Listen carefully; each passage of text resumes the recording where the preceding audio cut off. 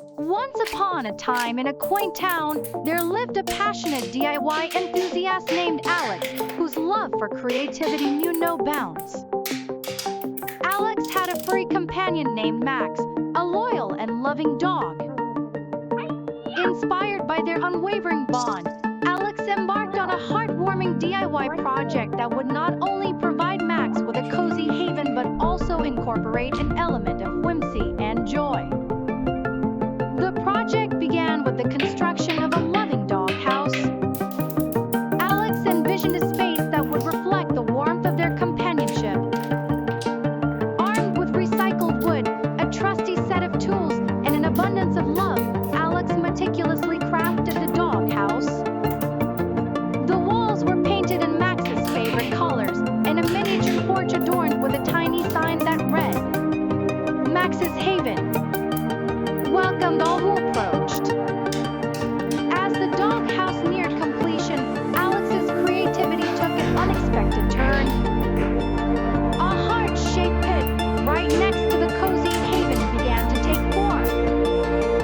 This pit, however, was no ordinary pit. It was a pit filled with mesmerizing slime created from magnetic balls. Alex imagined it as a unique and playful addition to Max's space, a place where they could share moments of joy and relaxation.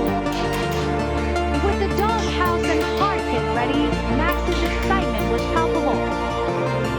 As the sun dipped below the horizon, casting a warm glow over the backyard, Alex and Max enjoyed their first evening in this magical space.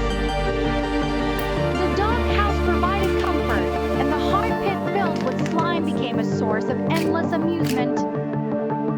Max's tail wagged with pure delight as the magnetic slime danced and shimmered in the soft evening light. Word of this extraordinary DIY creation spread throughout the town, and soon, other pet owners were inspired to create their own whimsical spaces for their furry friends. Alex's project had not only built a haven for Max, but had also sparked a wave of creativity and joy in the community. As seasons changed, so did the landscape of Max's haven.